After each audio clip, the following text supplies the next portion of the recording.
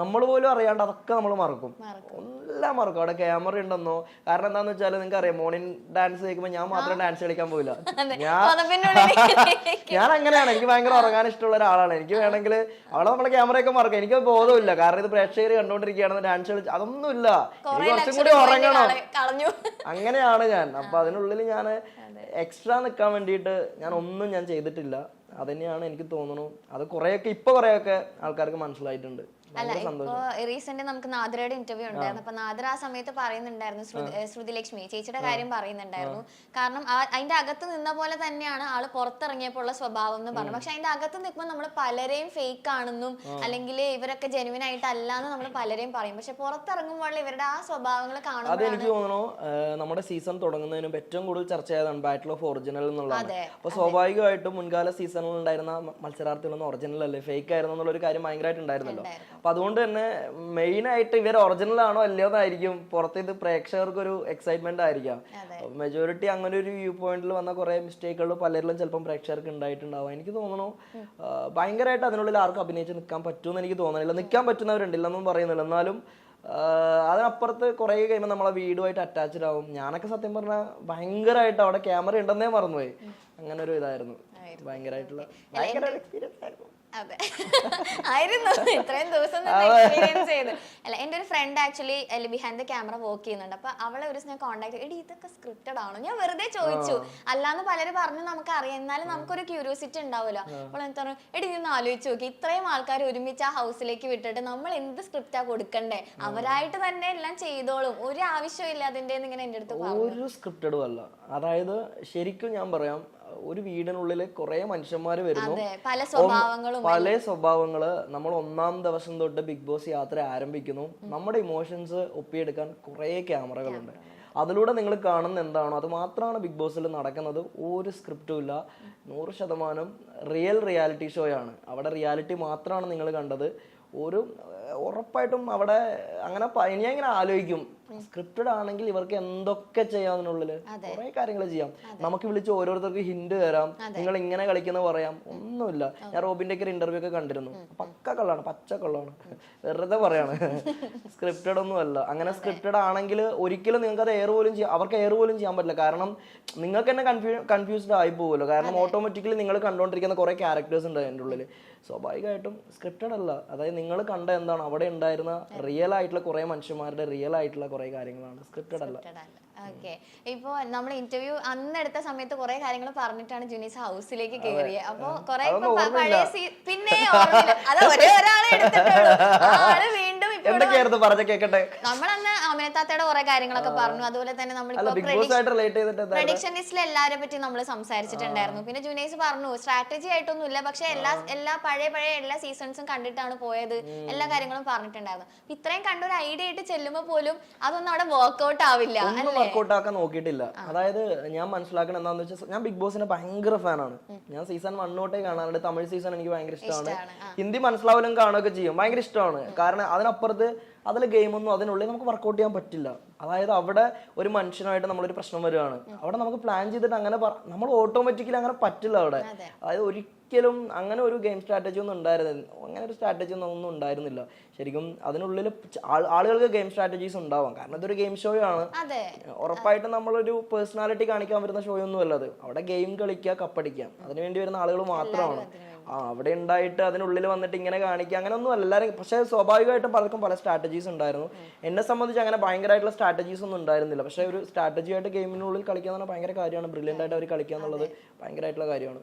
പിന്നെ എനിക്ക് ഏറ്റവും സന്തോഷമുള്ള ഒരു കാര്യം എന്ന് പറഞ്ഞു കഴിഞ്ഞാൽ, ഒരുപാട് പേര് പറഞ്ഞിരുന്നത് ടോപ്പ് 2 ജുനൈസും അഖിൽ മാരാറും ഒരുമിച്ച് വരും എന്നുള്ളൊരു കാര്യമായിരുന്നു. പക്ഷെ അത് ഭയങ്കരമായിട്ട് പെട്ടെന്ന് മാറിപ്പോയപ്പോൾ ഒരുപാട് പേർക്ക് ഭയങ്കര ഷോക്കുമായി. ആ ടോപ്പ് 2 ഇങ്ങനെ ഒരുപാട് കേട്ടപ്പോൾ എങ്ങനെയായിരുന്നു? ഹൗസിനുള്ളിലുള്ളപ്പോ ടോപ്പ് 2 അല്ലെങ്കിൽ ടോപ്പ് 1 ആര് വേണമെങ്കിലും വരാം, പുറത്ത് അങ്ങനെയൊക്കെയാണെന്നാണ് വന്ന ഹൗസ് മേറ്റ്സ് ഒക്കെ പറഞ്ഞത്. അപ്പൊ ഇത് പ്രവചനാതീതമാണ് ഇപ്രാവശ്യത്തെ ബിഗ് ബോസ് എന്നൊക്കെ പക്ഷെ ഞാൻ എക്സ്പെക്ട് ചെയ്തിരുന്നു ചിലപ്പോൾ ടോപ്പ് 2 വരാം. ഡിസർവിംഗ് ആണ് റനീഷ്, അല്ലെന്നൊന്നും പറയുന്നില്ല. കാരണം ജനങ്ങൾ വോട്ടിങ്ങിലൂടെ മാത്രമാണ് അവിടെ എത്തണം. ഉറപ്പായിട്ടും റനീഷ് ഡിസർവിംഗ് ആയതുകൊണ്ട് മാത്രമാണ് ടോപ്പ് 2 എത്തിയത്. പക്ഷെ ഞാൻ പുറത്തിറങ്ങിയപ്പോ കുറെ ആൾക്കാർക്ക് കാളിദാസ് ജയറാം മെസ്സേജ് അയച്ചു, ടോപ്പ് 2 എക്സ്പെക്ട് ചെയ്തിരുന്നു, വെൽ പ്ലേ ആയിരുന്നു ബ്രോ എന്നൊക്കെ പറഞ്ഞ് വെൽ പ്ലേ അപ്പൊ കുറെ പേര് മെസ്സേജ് അയച്ചു. അങ്ങനെയൊക്കെ കുറെ പേര് അവരൊക്കെ കാണുന്നുണ്ട്, അവർ എക്സ്പെക്ട് ചെയ്യുമ്പോൾ അത് വലിയ കാര്യം ഉറപ്പായിട്ടും. അങ്ങനെ ശ്രീനിഷ് മെസ്സേജ് ചെയ്തിരുന്നു പേടിയുടെ, അങ്ങനെ ഒരുപാട് പേര് മെസ്സേജ് ചെയ്തിരുന്നു, ടോപ്പ് 2 എക്സ്പെക്ട് ചെയ്തിരുന്നു. അതായത് ഇപ്പൊ കമന്റ് ബോക്സ് നോക്കുമ്പോൾ കുറേ പേര് എന്റെ ഇൻസ്റ്റാഗ്രാമിലൊക്കെ എല്ലാ അതിന് ടോപ്പ് 2 ജുനൈസ് ആയിരുന്നു, അല്ലെങ്കിൽ ഉറപ്പായിട്ട് റെനീഷ ഡിസർവിംഗ് ആണ്, അവിടുത്തെ ഫൈനലിസ്റ്റുകൾ ഡിസർവിംഗ് ആണ്, അഖിൽമാരാർ ഡിസർവിംഗ് ആണ്. പക്ഷെ കുറെ പേര് എന്റെ പറഞ്ഞിരുന്നു എന്നുള്ളതാണ് ഭയങ്കര സന്തോഷം. ചെറിയൊരു വോട്ടിന് എന്തോ വ്യത്യാസത്തിലാണ് ഞാൻ ടോപ്പ് 3 ആയെന്നാണ് അറിഞ്ഞത്. പിന്നെ ഏറ്റവും ഷോക്കിംഗ് ആയിട്ടുള്ള ഒരു കാര്യം ഞാനിപ്പോ പറയാണ്, ഞാനത് ഞാൻ നോക്കുന്നുണ്ടായിരുന്നില്ല, നമ്മൾ ഓൾറെഡി ഇൻസ്റ്റാഗ്രാമിൽ ഫ്രണ്ട്സ് ആണല്ലോ, പക്ഷെ എനിക്ക് അങ്ങനെ ജുനൈസിന്റെ അപ്ഡേഷൻസും കാര്യങ്ങളും പക്ഷെ ശ്രദ്ധിക്കൊന്നും ഉണ്ടായിരുന്നില്ല. ഓക്കായിട്ട് ഞാനും തിരക്കാം. ഇന്നിങ്ങനെ ഇന്റർവ്യൂവിന് വേണ്ടിയിട്ട് ഞാൻ ഇങ്ങനെ നോക്കിയപ്പോൾ ഇൻസ്റ്റാഗ്രാം ഇപ്പൊ 2 ദിവസമായിട്ട് പുറത്തിറങ്ങിയതിന് ശേഷമാണ് കുറച്ച് സ്റ്റോറീസും പോസ്റ്റും വന്നു തുടങ്ങിയത്. പക്ഷെ അപ്പോഴും ഞാൻ വിചാരിക്കുന്നില്ല, ഇന്നിങ്ങനെ ഇന്റർവ്യൂവിന് വേണ്ടി ഇൻസ്റ്റാഗ്രാം എടുത്ത് നോക്കുമ്പോഴാണ് ബിഗ് ബോസിന്റെ ഒരൊറ്റ പോസ്റ്റ് ജുനൈസിന്റെ ഇൻസ്റ്റാഗ്രാമിൽ ഞാൻ കണ്ടില്ല. എനിക്ക് തോന്നുന്നു ഞാൻ മാത്രമാണ്, ഞാൻ എന്റെ ഇൻസ്റ്റാഗ്രാം ലോഗ് ഔട്ട് ചെയ്തു, യൂട്യൂബ് ഞാൻ യൂട്ടിലൈസ് ചെയ്തിട്ടില്ല. വരുന്നതിന് ഞാൻ ഒരു വീഡിയോ സ്കെഡ്യൂൾ ചെയ്തിട്ട് എനിക്ക് വേണ്ടി അങ്ങനെ ആർമി ഫാൻ ഫൈറ്റ് അങ്ങനെയൊന്നും ഉണ്ടാവരുത്, അങ്ങനെയുള്ളൊരു, കാരണം അതൊരു ഗെയിം ഷോ ആണ്, അതിനപ്പുറത്ത് ഭയങ്കര ടോക്സിസിറ്റി എന്നിലൂടെ വരരുതെന്ന് എനിക്കൊരു ആഗ്രഹം ഉണ്ടായിരുന്നു. അപ്പം ഞാൻ അത് യൂട്ടിലൈസ് ചെയ്തിട്ടില്ല, ഞാൻ ഒരു PR ഒന്നും ചെയ്തിട്ടില്ല. ശരിക്കും ഞാൻ 3rd പൊസിഷൻ വരെ കംപ്ലീറ്റ്ലി എനിക്ക് വേണ്ടി എന്നെ സ്നേഹിച്ച് വോട്ട് ചെയ്ത എൻ്റെ ആൾക്കാരാണ്. എനിക്ക് അത്യാവശ്യം നല്ല റീച്ചുള്ള ഇൻസ്റ്റാഗ്രാം അക്കൗണ്ട് ആയിരുന്നു, ആർക്കും ഞാൻ അതിനുവേണ്ടി യൂസ് ചെയ്തിട്ടേ ഇല്ല. ശരിക്കും ഞാൻ സത്യം ഞാൻ ഇവരോട് പറഞ്ഞു ഇതെന്താ ജുനൈസിന്റെ അക്കൗണ്ടിൽ, പക്ഷെ ഇങ്ങനെ അപ്ഡേഷൻസ് വരാത്തത് ശ്രദ്ധിക്കണില്ല, കാരണം ഡെയിലി നമുക്ക് സെർച്ചിലൊക്കെ ബിഗ് ബോസ് ഞാൻ 2 പോസ്റ്റ് ഞാൻ ഇട്ടിട്ടില്ല. ഇപ്പൊ റീസെന്റ് ഇറങ്ങിയിട്ട് ഒന്ന് അഖിലേന്റെയും കൂടെ പിന്നെ സാഗർ അവരൊക്കെ ആയിട്ട് നിൽക്കുന്ന ഒരു പോസ്റ്റ്, ജോജി ചേട്ടന്റെ കൂടെ, ബാക്കി എല്ലാവരുടെയും അവരുടെ എൻട്രിയും അതും ബിഗ് ബോസ് ഹൗസിൽ നടക്കുന്ന പല കാര്യങ്ങളുണ്ടെങ്കിലും ഇപ്പോഴും ജുനൈസിന്റെ ആമിനത്താത്ത ഇങ്ങനെ കിടക്കും. പക്ഷെ വേറെ ഒറ്റ പോസ്റ്റ് ബിഗ് ബോസിന്റെ ഞാൻ കണ്ടില്ല. അത് ഭയങ്കര അപ്രീഷിയേറ്റ് ചെയ്യേണ്ട ഒരു കാര്യം തന്നെ. അത് ഒരുപാട് പേര് കമന്റ് പറയുന്നുണ്ട്. കാരണം എന്താന്ന് വെച്ചാല് എനിക്ക് തോന്നുന്നു അതിലുണ്ടായിരുന്നതിൽ ഏറ്റവും കൂടുതൽ ഫോളോവേഴ്സ് ഉള്ള ഒരാളാണ് ഞാൻ. നിലവിൽ എനിക്ക് തോന്നുന്നു വന്നില് ഉറപ്പായിട്ട് നിലവിൽ എനിക്ക് തന്നെയാണ് ഇൻസ്റ്റയിലൊക്കെ ഫോളോവേഴ്സ് ഒക്കെ കൂടുതൽ ഉള്ളത്. വേണമെങ്കിൽ എനിക്ക് അങ്ങനെ യൂട്ടിലൈസ് ചെയ്യായിരുന്നു, പക്ഷെ ഞാൻ ചെയ്തിട്ടില്ല. അതിനെനിക്ക് തെറ്റായിട്ടൊന്നും തോന്നണമൊന്നുമില്ല, കാരണം അതൊരു ഗെയിം ഷോ ആണ്. അപ്പം എനിക്ക് തോന്നുന്നു ജനങ്ങള് നമ്മളെ ഇഷ്ടപ്പെട്ട് ജനങ്ങൾ നമുക്കൊരു വോട്ട് ചെയ്യുമ്പോൾ അത് ഭയങ്കരമായിട്ടുള്ള വാല്യൂ ഉള്ളൊരു വോട്ടാണ്. അതിനപ്പുറത്ത് നമ്മൾ തന്നെ നമ്മളെ ബൂസ്റ്റ് ചെയ്ത് എത്തിക്കാന്നുള്ള വലിയൊരു കാര്യമാണ്, നല്ല കാര്യമാണ്. അപ്പൊ ഉറപ്പായിട്ടും അങ്ങനെ ചെയ്ത എല്ലാ ആൾക്കാർക്കും ഭയങ്കരമായിട്ട്, കാരണം അത് വലിയൊരു കാര്യമാണ്. കാരണം നമ്മൾ അതിനുള്ളിൽ പോകുമ്പോൾ ഇതൊരു 1 ടൈം ടിക്കറ്റ് ആണ്. ഒരു 10 സിനിമയിൽ അഭിനയിക്കുന്നതിനാൽ കൂടുതൽ ഭയങ്കര റീച്ച് കിട്ടുന്നത് എനിക്കൊന്ന് ബിഗ് ബോസിനേക്കാൾ വേറെ എന്തോ ഉണ്ടോ എന്ന് എനിക്ക് അറിയില്ല. ഉറപ്പായിട്ടും ഈ ഒരു ഗോൾഡൻ ഓപ്പർച്യൂണിറ്റി മാക്സിമം യൂട്ടിലൈസ് ചെയ്യാന്നുള്ളത് ഭയങ്കര കാര്യമാണ്. അപ്പം അത് മാക്സിമം എല്ലാ ആൾക്കാരും മാക്സിമം യൂസ് ചെയ്തിട്ടുണ്ട്, അത് ഭയങ്കരമായിട്ടുള്ള ഒരു കാര്യമാണ്. പക്ഷെ ഞാനത് ചെയ്തില്ല. അല്ല, ജുനൈസിന്റെ അങ്ങനത്തെ സോഷ്യൽ മീഡിയയിൽ ഒരു സംഭവം ഇല്ലെങ്കിൽ പോലും ഇഷ്ടപ്പെടുന്ന ഒരുപാട് ആൾക്കാർ യൂട്യൂബിലൊക്കെ കുറെ നല്ല എനിക്ക് തോന്നുന്നു ആദ്യമൊക്കെ ഭയങ്കര നെഗറ്റീവ് ആണെന്ന്, വാസു ആണ് ആ മുടിയൊക്കെ വെട്ടിയ. പക്ഷെ അത് ലൈഫിലെ വലിയൊരു വേറെ കാര്യത്തിലേക്ക് പോവാണ്. ഞാൻ പിന്നെ പറയാം, ഇപ്പൊ ഞാൻ പറയണില്ല, അതാണ് എല്ലാം ഓരോ നിമിത്തങ്ങളാണ്, അത് ഞാൻ പിന്നെ പറയാം. ഞാൻ പറഞ്ഞില്ലേ, സംഭവിക്കുന്നതിനൊക്കെ പിന്നില് ഒരു നല്ലൊരു റീസൺ ഉണ്ട്, എല്ലാത്തിന്റെ പിന്നിലൊരു കാരണങ്ങൾ ഉണ്ടാവണം, അതുകൊണ്ടായിരിക്കാം. അല്ല, ഇപ്പൊ പറഞ്ഞ നെഗറ്റീവ് എല്ലാത്തിലും കയറി ഇടപെടുന്നു എന്നൊക്കെ പറഞ്ഞിട്ടാണ് ആദ്യമേ വന്നു തുടങ്ങിയത്. പക്ഷെ പിന്നെ പിന്നെ ആ ഇടപെടലിന് ആളുകൾ ഇഷ്ടപ്പെടാൻ തുടങ്ങി. ജുനൈസിന്റെ സംസാര രീതിയാണെങ്കിലും എല്ലാം. പിന്നെ ചില സമയം എന്താ നാദ്ര കുറെ തగ్గടിക്കുന്നവർ, അതിന്റെ കൂടെ നിങ്ങളുടെ കുറെ സാധനങ്ങളും, അഖിൽമാരാറും ജുനൈസ് തമ്മിലുള്ള അടി. എനിക്ക് തോന്നുന്നു ഞാൻ റിനോഷോ ആയിട്ട് അവിടെ പ്രശ്നങ്ങൾ ഇല്ലാത്തേ ഉള്ളൂ. സത്യം, ബാക്കി എല്ലാ ആൾക്കാരായിട്ട് ഭയങ്കര പ്രശ്നമായിരുന്നു. എനിക്ക് ഏറ്റവും അഖിൽമാരാറും ജുനൈസും തമ്മിലുള്ള ഓരോ ഡയലോഗ് ഒക്കെ കേട്ട് മറ്റേ എല്ലാം മിക്ക നടത്തും ഇന്ദ്രജാലം, പുള്ളിയുടെ തഗ്ഗൊക്കെ വേറെ ലെവലൊക്കെയാണ്. പിന്നെ വിഷ്ണു എന്റെ ജുനുക്ക എന്ന് വിളിച്ചിരുന്ന ആ സംഭവം, അതൊക്കെ അടിപൊളിയായിരുന്നു. അതെ, അത് ഞാൻ പറഞ്ഞില്ല, അതിനുള്ളില് ഞാൻ മനസ്സിലാക്കണ എന്താന്ന് വെച്ചാല് അതൊരു ഗെയിം ഷോ ആണ്. അത് ശരിക്കും നമ്മൾ അതിനുള്ളിൽ നിൽക്കുകയാണ്, നമുക്ക് നമ്മുടെ ഗെയിം നിങ്ങൾ കണ്ടുകൊണ്ടിരിക്കുകയാണ്. ചിലപ്പോൾ നമ്മൾ അതിനുള്ളിൽ റിയലായിട്ട് ജീവിക്കുകയായിരിക്കാം ജനങ്ങൾ, പക്ഷെ എല്ലാം ഗെയിമായിട്ടായിരിക്കും കാണുന്നുണ്ടാവുക. ഉറപ്പായിട്ടും ആ ഗെയിം ഷോ അത് നിൽക്കുന്ന സമയത്ത് സ്വാഭാവികമായിട്ട് നമ്മൾ ഇഷ്ടപ്പെടാം, നമ്മൾ വെറുക്കാം, നമ്മൾ വിമർശിക്കാം, നമ്മൾ പറയുന്ന കാര്യങ്ങൾ ഉൾക്കൊള്ളാണ്ടിരിക്കും, കുറേ കാര്യങ്ങളുണ്ട്. പക്ഷെ അതൊരു ഗെയിം ഷോ മാത്രമാണ്. ആ ഒരു ഗ്രാൻഡ് ഫിനാലയിൽ കപ്പ് ഒരാൾക്ക് കിട്ടിയതിന് ശേഷം അത് അവിടെ അവസാനിച്ചു. കാരണം ഇനി അങ്ങോട്ട് എനിക്ക് തോന്നുന്നു അടുത്ത സീസൺ 6 വരുമ്പോൾ നമ്മളെപ്പോലുള്ള കുറെ മത്സരാർത്ഥികൾ അവിടെ ഉണ്ടായിരുന്നു എന്ന് പറയാന്നുള്ളത് വലിയൊരു കാര്യമാണ്. ഞാൻ മനസ്സിലാക്കുന്നത് ഇവിടെ കൂടുതൽ കണ്ടസ്റ്റന്റുകളൊന്നും തന്നെ ആരെ കുറിച്ച് അങ്ങനെ നെഗറ്റീവ് ഒന്നും പറഞ്ഞിട്ടില്ല എന്നുള്ളതാണ്. അങ്ങനെ അത് വലിയൊരു കാര്യമാണ്. പകയില്ലാത്ത ഒരു സീസൺ അതവിടെ അവസാനിച്ചു. അതൊരു ഗെയിമാണ്, അതൊരു ഗെയിം ഷോ ആണ്. ഞാനപ്പോ ലാസ്റ്റ് ഞാൻ അഖിലേട്ടനെ കെട്ടിപ്പിടിച്ചിട്ട് ഞാൻ പറഞ്ഞു എന്റെ ഭാഗത്ത് എന്തെങ്കിലുമൊക്കെ തെറ്റൊക്കെ പറ്റി സോറി പറയാ. കാരണം എന്താന്ന് വെച്ചാല് ഉറപ്പായിട്ടും പുള്ളി എന്നെ കുറെ കാര്യത്തില് എനിക്ക് ഹേർട്ടായിട്ടുണ്ട്. ഞാൻ ചിലപ്പോൾ പറഞ്ഞ കുറെ പുള്ളിക്ക് ഹേർട്ടായിട്ടുണ്ട്. എല്ലാ ആൾക്കാരായിട്ടൊക്കെ ഉണ്ടായിരുന്നു. പക്ഷെ ഞാൻ അവിടെ എല്ലാം തീർത്തു.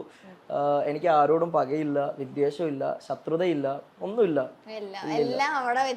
ഇല്ല, ഉറപ്പായിട്ടും എല്ലാം. ആ ഒരു എന്നോട് സാറ്റർഡേ ലാലേട്ടൻ ചോദിച്ചു മറ്റേ ഈ ബാഗേജ് ഒക്കെ ഇവിടെ അപ്പൊ ഞാനിങ്ങനെ പറഞ്ഞു പോണം. അപ്പൊ ലാലേട്ടൻ പറഞ്ഞു പോണം എന്നല്ല പോകും എന്നല്ലേ പറയണ്ടെന്ന് പറഞ്ഞു. അപ്പൊ അവിടെ എല്ലാം വെച്ചിട്ടാണ് ഞാൻ വന്നത്. വലിയൊരു എക്സ്പീരിയൻസ് ആയിരുന്നു ബിഗ് ബോസ്, ഭയങ്കരം. ഇനി എയർപോർട്ടിൽ വന്നപ്പോ ഞാൻ കണ്ടു എല്ലാരും ജുനൂക്കാന്ന് വിളിച്ച് ഭയങ്കര സ്വീകരണമൊക്കെ ആയിരുന്നു.